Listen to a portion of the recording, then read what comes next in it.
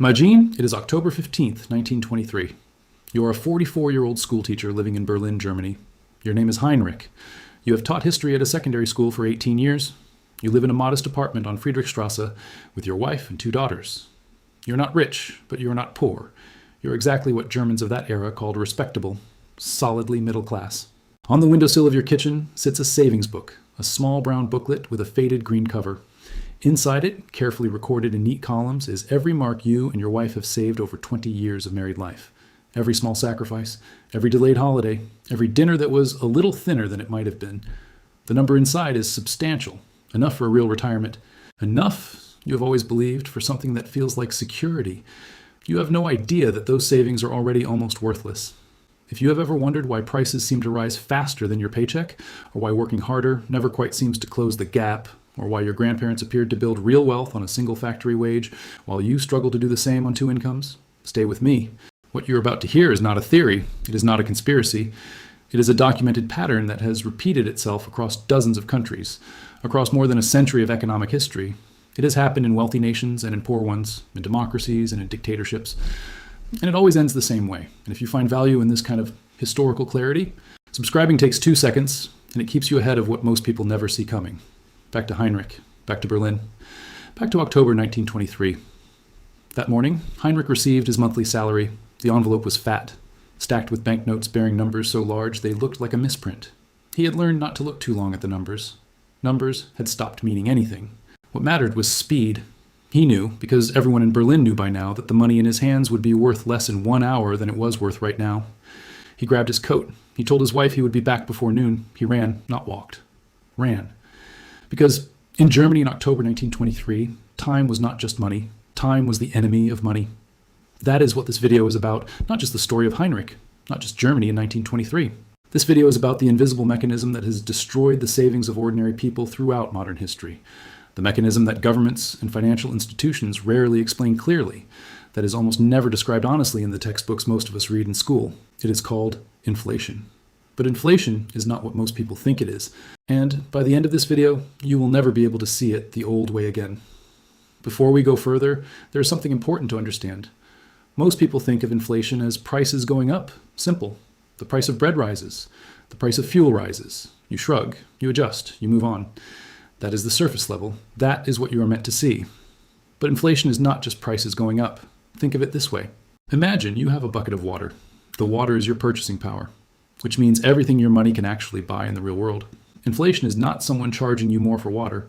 Inflation is someone quietly drilling tiny holes in the bottom of your bucket. The water drains out slowly.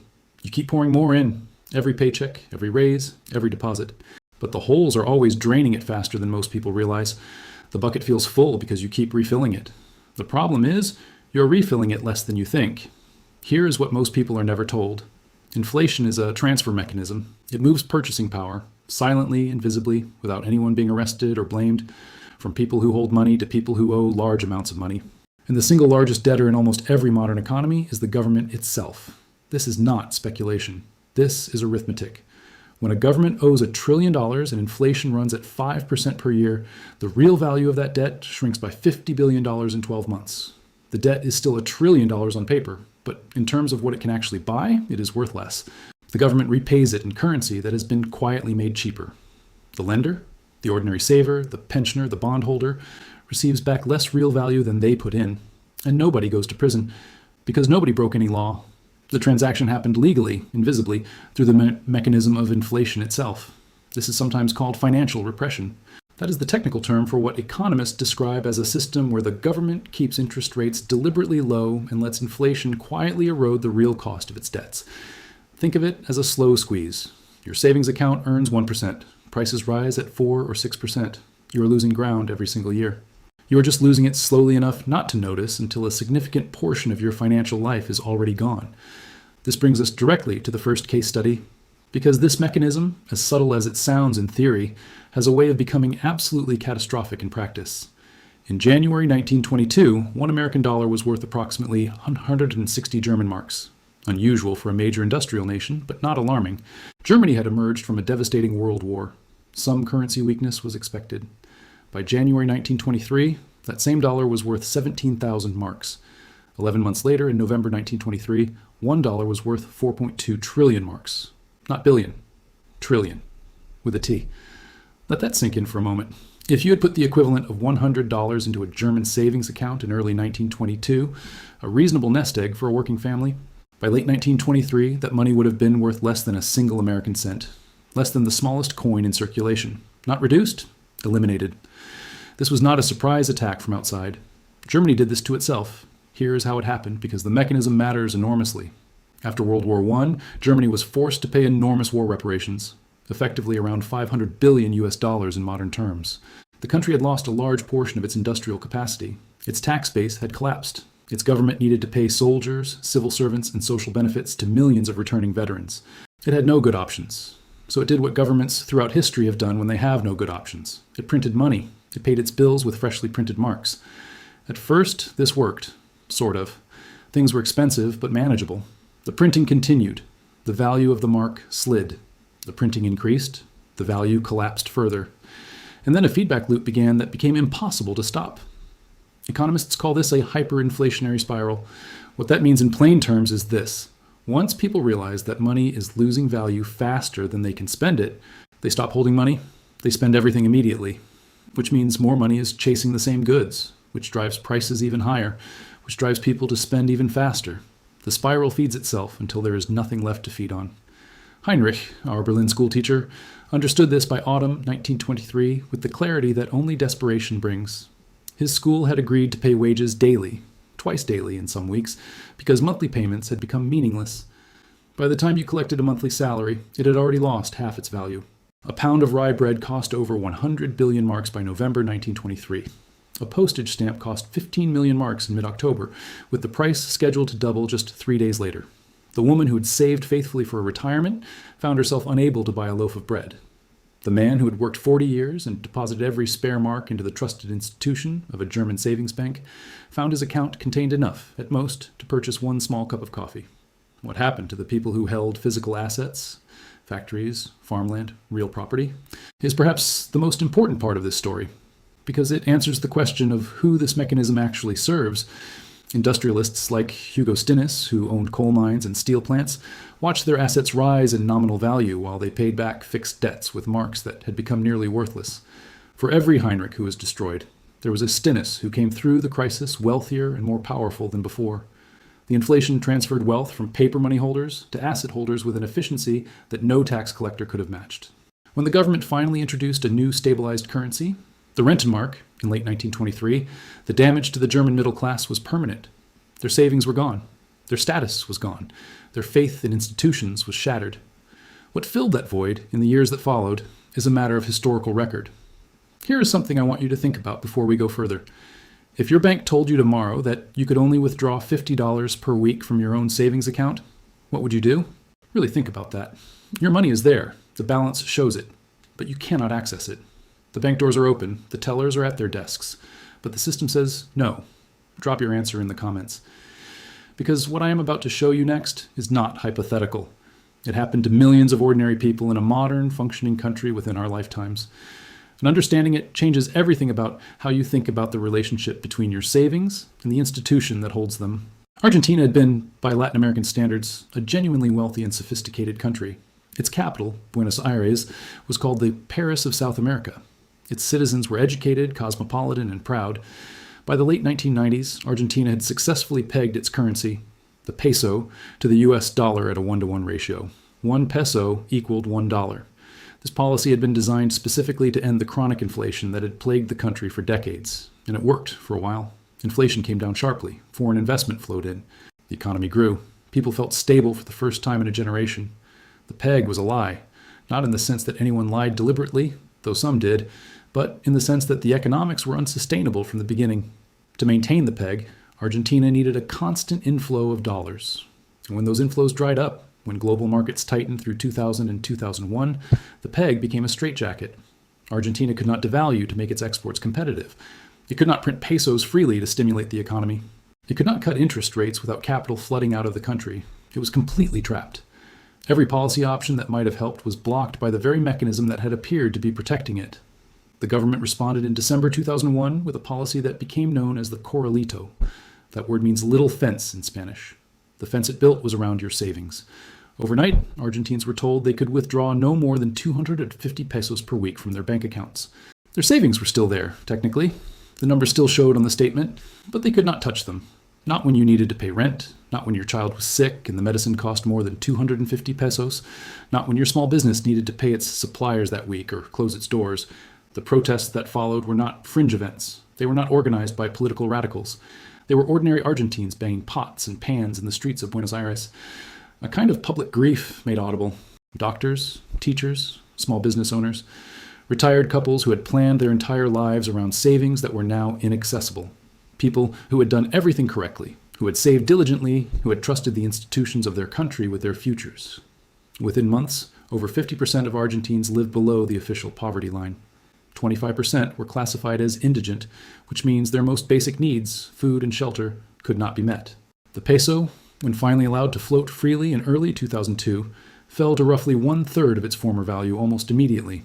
If you had 30,000 pesos in savings, representing perhaps a decade of disciplined sacrifice, you woke up one morning and it was worth 10,000. A third, just like that. No warning, no appeal. The mechanism here was different from Germany in its technical details, but the underlying pattern was identical. Ordinary people who had trusted the system, who had stored their wealth in the officially approved and legally protected form, absorbed the full cost of a crisis that the system itself had created. The wealthiest Argentines had, for years, kept significant portions of their wealth in dollar accounts in overseas banks, in Miami, in Montevideo, in New York. The truly wealthy had already moved their assets outside the system long before the fence went up. The fence only caught what was left behind. Now here's where it gets interesting, because you might be thinking that Weimar Germany was 100 years ago. You might be thinking that Argentina was a developing country with a long history of financial instability. You might be thinking these are edge cases, historical curiosities, things that happened to other people in other places and other times. Lebanon tells a different story. Before 2019, Lebanon was genuinely enviable by almost any measure. Beirut had been called the Paris of the Middle East for decades, not as a cliché, but as a description of a real, functioning society. The Lebanese banking sector was sophisticated, internationally connected, and carried a reputation for stability that attracted deposits from across the Arab world and the broader Lebanese diaspora. The Lebanese pound had held roughly the same value against the US dollar since 1997, 22 continuous years of apparent stability, a middle class that traveled internationally, educated their children at universities, drove good cars, ate in excellent restaurants, and deposited their savings with complete confidence. In a system that had functioned reliably for their entire adult lives. The system was not stable, it was stable-looking. There is a crucial difference. Stable means the foundations are sound. Stable-looking means the surface has been maintained while the foundations quietly deteriorate. Beneath the surface, Lebanon's banks had been running what economists now describe as a financial scheme, where new deposits were used to pay obligations to older depositors, with no source of real returns underneath. The central bank had been offering commercial banks high interest rates to attract dollar deposits, using those deposits to maintain the currency peg, and financing the whole arrangement with ever-accumulating debt. As long as enough dollars kept flowing in from abroad, the scheme held together. When those flows dried up, the scheme collapsed with remarkable speed. In October 2019, Lebanese banks began quietly imposing informal capital controls. No law was passed, no announcement was made in the newspapers. Banks simply started saying no. You cannot transfer funds abroad. You cannot withdraw more than this amount this week. By the end of 2019, the restrictions had become severe. By early 2020, Lebanon officially defaulted on its foreign debt for the first time in its history. Consider the experience of Tony Yazbek, a Lebanese entrepreneur who had built 3 successful businesses in Beirut. By his own account, within months of the crisis beginning, he had been reduced to $70 in accessible cash. His savings, his business accounts, his financial reserves, all frozen inside a banking system that had stopped functioning. A loaf of bread that had cost 1,500 Lebanese pounds rose to over 30,000 pounds within months. A gallon of gasoline went from 25,000 pounds to over 500,000 pounds in just a few weeks. Monthly fees for private electricity generators, necessary because the national power grid had collapsed, jumped from 200,000 pounds to over 4 million pounds. Every number in this paragraph represents a real person's savings being consumed. Every percentage point of that inflation was somebody's retirement plan, somebody's children's education fund, somebody's carefully saved emergency reserve being quietly transferred away. By 2021, the Lebanese pound had lost over 90% of its value against the dollar. The World Bank classified Lebanon's crisis as one of the 3 most severe financial collapses anywhere in the world. Not in the developing world, in the world full stop. The pattern from Berlin in 1923 to Buenos Aires in 2001 to Beirut in 2019 was not identical. The specific mechanisms and timelines differed, but the shape of the thing was the same: a currency, a promise, ordinary people who trusted that promise. And then the moment when the promise was quietly withdrawn, and the cost of that withdrawal landed entirely on those who trusted it. Most people will never know what you now know. Most people will keep trusting systems they do not fully understand, storing their savings in forms that history has repeatedly shown to be vulnerable, assuming that because something has worked for a decade, it will continue to work indefinitely. If you are still watching this, you are not most people. Hit subscribe, because the next section is the part this channel was built for, the part they never put in textbooks. Now look at all three cases together: Germany 1923, Argentina 2001, Lebanon 2019. 3 different continents, 3 different eras, 3 countries at very different levels of development, and yet the mechanism is the same, not similar, the same. In each case, a government or financial system made promises about the value of money that it could not ultimately keep. In each case, those promises held, or appeared to hold, for years, sometimes for decades, long enough to be trusted, long enough for ordinary people to make irreversible life decisions based on them, long enough for an entire generation to grow up believing the system was solid. And then, when the gap between the promise and the reality became too wide to hide any longer, the cost of closing that gap was not borne by the people who created the problem. It was not paid by the politicians who made the promises, or the central bankers who managed the currency, or the financial institutions that collected fees for safeguarding what turned out to be an illusion of safety. The cost was transferred to the people who had trusted the system most completely, to the savers, to the middle class, to the people who had done exactly what they were told. This is not a coincidence. This is a structural feature of how modern monetary systems work under stress. Inflation, whether mild or acute and catastrophic, is never neutral. It always redistributes. It always moves value from somewhere to somewhere else. And throughout the historical record, the direction of that redistribution is remarkably consistent. It moves from holders of paper claims, savings accounts, bonds, cash in hand, pension funds, toward holders of real assets. And it moves from private citizens toward the sovereign power that issues the currency, from the person who trusted the system to the system itself. Think of it this way: the rot is never on the surface. When a house is about to fall, the beams are compromised long before the walls show cracks. The visible collapse, the moment the peso falls, the moment the banks freeze accounts, the moment the wheelbarrow full of marks becomes a necessity, is not the beginning of the problem. It is the final stage of a process that has been underway for years, sometimes for decades. The collapse is not the cause. The collapse is the moment when what was already true becomes impossible to deny.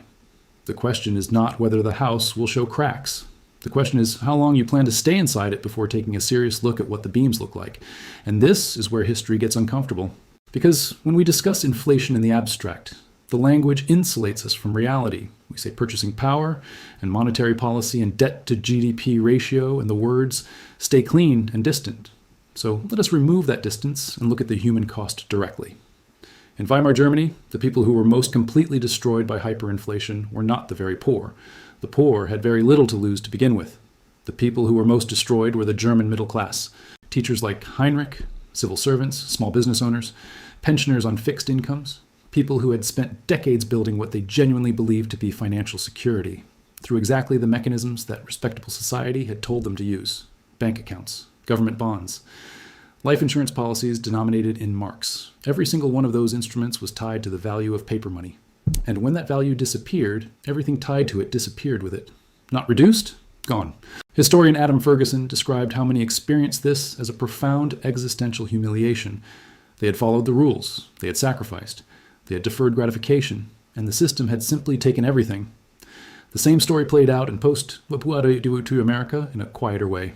The United States entered 1946 with a debt to GDP ratio of approximately 119%, a wartime debt of staggering proportions. The government needed to reduce that burden without raising taxes dramatically, so it allowed inflation to run. In 1946, inflation in America reached 12.9%. In 1947, it reached 11%. Savings accounts earned a fraction of that. The real value of those savings was quietly eroded. By 1948, the debt-to-GDP ratio had already fallen from 119% to 92%, not through growth alone, through the systematic, government-tolerated erosion of the real value of money. American savers subsidized American war debt without ever being asked, and without most of them ever understanding it. In Argentina in 2002, the professionals of Buenos Aires, doctors and engineers who lined up at pawn shops, were not people who had been reckless. They were the responsible ones. The ones who had saved inside the system because the system had seemed to work. The ones the Corralito most completely trapped. In Lebanon, it was the same class, same profile, same result. Internationally educated, professionally successful, savers, people who had done what the system told them to do. In a country that had appeared, right up until it did not, to be a model of stability. Now observe what all of these cases share on the other side of the ledger. In Weimar Germany, the industrial families who owned physical assets came through the inflation enriched. Hugo Stinnes had borrowed heavily in marks and used those marks to purchase additional real assets. When the inflation arrived in full, his debts dissolved in real terms, while his assets held their value. He briefly became one of the most economically powerful individuals in Europe. He was not uniquely brilliant. He simply owned things that were real in an era when only real things retained value. In Argentina, the families who had kept dollar savings in foreign banks were untouched by the Corralito. The fence, by definition, could only enclose what was inside it. In Lebanon, those with property in Europe or assets held outside the system watched from a safer distance. For them, it was painful and disorienting. For those without those options, it was the end of everything. The historical pattern is stark. The wealthy hold assets. The middle class holds promises. And when a financial system comes under stress, it is the promises that get renegotiated. The question is not whether this pattern will repeat. History has already answered that question. It repeats. Not always in the same form, not always at the same speed, but the underlying dynamics remain. The government's structural incentive to allow inflation, the silent transfer from savers to debtors, the moment when the gap between official reassurance and reality becomes too wide to bridge. These have been present in virtually every major economy across the modern era to varying degrees. The only question is whether you will see it clearly before it affects you directly. If this channel helps you think differently about the world you live in, subscribe. It costs nothing. And it might genuinely change something. This is not financial advice. This channel does not give financial advice, and nothing should be interpreted as personal instruction. What this channel does is read history carefully, and the historical record shows that survivors tended to share certain characteristics that are worth understanding as historical patterns. The first characteristic is that survivors typically had a meaningful portion of their wealth in a form that the system could not reach. Not all of it, but some significant part existed outside the jurisdiction of the deteriorating institution. In Weimar Germany, those who owned farmland or factory equipment held value that the mark could not dissolve. In Argentina, those with foreign accounts held savings that the Corralito could not freeze. In Lebanon, those with assets in foreign currency retained purchasing power that the pound could not destroy. The historical record consistently shows that people who concentrated everything in a single national system were the most vulnerable. The second characteristic is that survivors tended to hold assets that inflation itself causes to rise in price. Inflation does not destroy all values equally. It destroys the value of money. But real assets, property, land, businesses, tend to rise in nominal price alongside the general price level. The person who held a Berlin apartment building in 1923 found it denominated in enormous quantities of marks, which could then be used to pay off fixed-rate mortgage debts that had become trivially small. The same inflationary force that erased the teacher's savings simultaneously erased the property owner's mortgage debt. The irony runs deep, but the pattern is documented and consistent. The third characteristic is that survivors recognized the warning signs early while the system still appeared normal. The window of meaningful protection narrowed rapidly as events accelerated. In Argentina, wealthy families moved assets offshore throughout the late 1990s, while the peg still appeared solid. By the time the ordinary saver realized something was wrong, the exits were congested. In Lebanon, those who diversified before 2019 were protected in ways that those who waited were not. The fourth consistent trait is that survivors understood the mechanism, not necessarily in technical terms, but in the practical sense of grasping that the value of money is a policy choice. They understood that governments have structural incentives to inflate their debts away. Official reassurances have historically been most confident in the period immediately before significant devaluation. This understanding is not pessimism. It is the kind of financial literacy that the education system rarely provides. The education system rarely explains who benefits from the arrangement it describes as normal. Let us go back to Heinrich, the Berlin school teacher who ran through the streets on an October morning in 1923. He made it to the bakery before noon. He bought what he could. He came home with bread and coal. When he sat down that evening, he did not talk much about the savings book on the windowsill. There was not much to say. The numbers were still there, but they referred to a reality that had ceased to exist. 20 years of sacrifice had been consumed by a mechanism that neither he nor his wife understood. No politician had honestly explained it, and no history textbook had ever clearly described it. He was not a foolish man. He was educated. He was a student of history. He understood cycles and wars. What he did not understand was that inflation is not simply an economic accident. It is a redistribution mechanism, a systematic, structurally predictable transfer of purchasing power from those who hold money to those who owe it, from citizens to the institutions that issue the currency. Germany 1923, Argentina 2001, Lebanon 2019. A century, 3 continents, 3 different political contexts, each described at the time as exceptional and unique. But look at them together, and the pattern is not exceptional at all. It is the pattern. The same transfer, the same victims, the same beneficiaries, the same institutional reassurances, offered right up until the moment those reassurances became obviously false. The question this video asks is not what will happen next. This channel does not predict the future. The question is what the historical record actually shows. And it shows, clearly and without exception, that the people least prepared for disruption were those who had trusted the system most completely. They held their wealth in prescribed forms and waited for official confirmation before considering change. A necessary disclaimer before we close. Everything in this video is historical and educational analysis only. It is not financial advice of any kind. Every individual situation is different. Every country has specific circumstances. The patterns described do not predict or guarantee any future outcome in any particular place or time. Please consult a qualified financial professional before making any decision about your personal finances. This channel exists to help you understand economic history more clearly. What you do with it is your decision. This video is not for everyone. Most people will watch it and return to the same assumptions. But if one person in your life is asking the questions most people are afraid to ask, why does my salary buy less every year?